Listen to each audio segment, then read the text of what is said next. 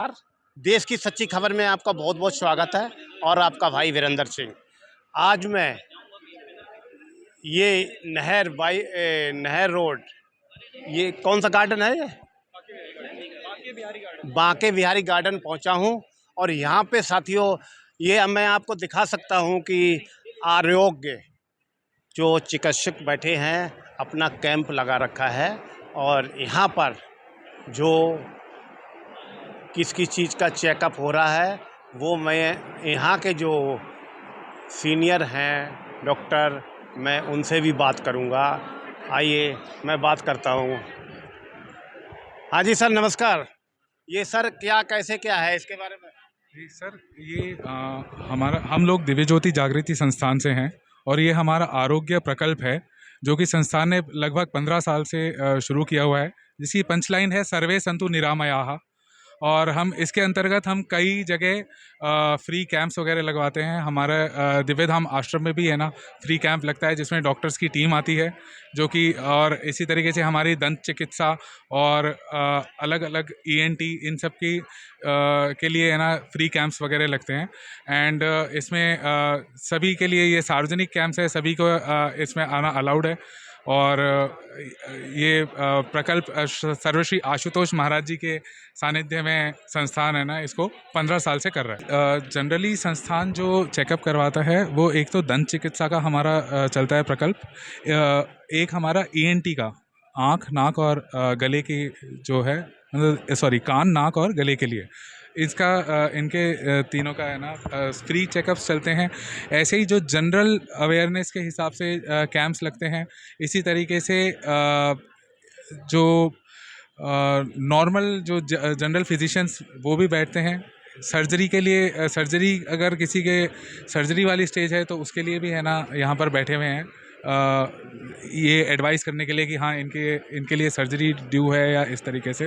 और डाइटिशियन जो कि है ना सामान्य जो हमारी रूटीन होता है उसमें बदलाव करके हम किस तरीके से अपनी हेल्थ को वापस रिस्टोर कर सकते हैं, वापस से है ना अपनी हेल्थ को प्राप्त कर सकते हैं उस तरीके से। तो नॉर्मल जनरल जो होता है वहाँ से लेकर और है ना सर्जरी तक की अगर किसी को भी है ना एडवाइस चाहिए तो वो पूरी मिलती तो है। सर जैसे हमारे पेशेंट को आप चेकअप यहाँ कर रहे हैं तो इनको फिर कहाँ बुलाएंगे, कौन से हॉस्पिटल में बुलाएंगे और क्या क्या इनको लाभ है और क्या क्या डिस्काउंट है सर? हुँ। तो इसमें सर डिस्काउंट्स जैसे मिलते हैं तो जैसे हमारे अलग-अलग हॉस्पिटल के साथ में कोलैबोरेशंस वगैरह होते रहते हैं। जैसे एम्स से भी टीम आती है, इसी तरीके से अभी फरीदाबाद में जैसे यथार्थ हॉस्पिटल से टीम आई हुई है। तो इनके अकॉर्डिंग जो इनके जो डिस्काउंट्स रनिंग होते हैं वो ये उनको है ना संस्थान को सर फॉरवर्ड करते हैं। मेरा कहने का तात्पर्य ये है कि जब ये कहाँ पे आपका सेंटर है? जी, सेंटर जो है वो एक दिव्यधाम आश्रम में है, पंजाब जटखोड़ में।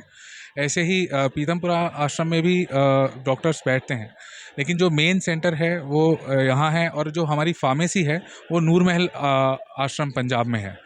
एंड जो डॉक्टर्स की टीम जनरली बैठती है तो वो अलग अलग जगह, जैसे संस्थान महाकुंभ में भी गया था तो वहाँ पर भी एक पूरा डॉक्टर्स के लिए ही है ना, डॉक्टर्स का है ना पूरा इस तरीके से स्टॉल वगैरह पूरा लगाया हुआ था, काउंटर था पूरा, जहाँ पर फ्री मेडिकल चेकअप भी था और साथ में उनको दवाइयाँ वगैरह जो नॉर्मल रूटीन लाइफ में जिस दवाइयों की ज़रूरत पड़ती है वो भी तुरंत की तुरंत मुहैया करवाई जा रही थी, इस तरीके से था। Thank you sir. सर पहले तो नमस्कार।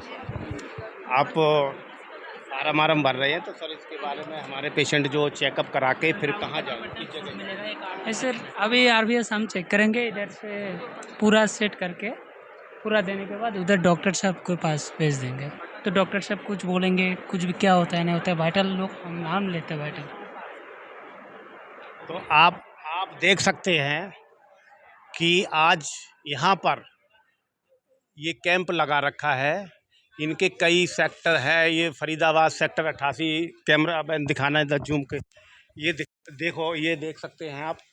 और आरोग्य संपूर्ण कार्यक्रम दिव्य ज्योति जागृत संस्थान हेल्थ चेकअप तो आप लोग देख हमारा बोध प्रकल्प है जिसके निमित्त हम नशे और मुक्ति के ऊपर काम करते हैं। जो युवा आज नशे की ग्रस्त में आ चुके हैं, हम उनके ऊपर काम करते हैं। हमारा मंथन प्रकल्प है जिसमें हम गरीब और अभावग्रस्त बच्चों को शिक्षा प्रदान करते हैं।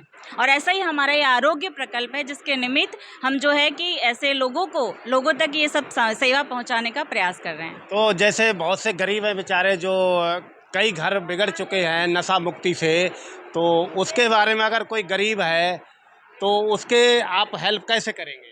उसके लिए है ही हम जगह जगह पर कैंप लगाते हैं ऐसे, और उन लोगों तक हम पहुंचते हैं, उन लोगों को हम अवेयर करते हैं, सत्संग सुनाते हैं, उनको ऐसी बातें समझाते हैं, उनको उनकी काउंसलिंग करते हैं और उन तक ये ज्ञान पहुंचते हैं। और वैसे सबसे बड़ी चीज़ तो है ना मन, जब तक हमारा मन शांत नहीं होगा, जब तक हमारी आत्मा शांत नहीं होगी, तो ये रोग क्या है?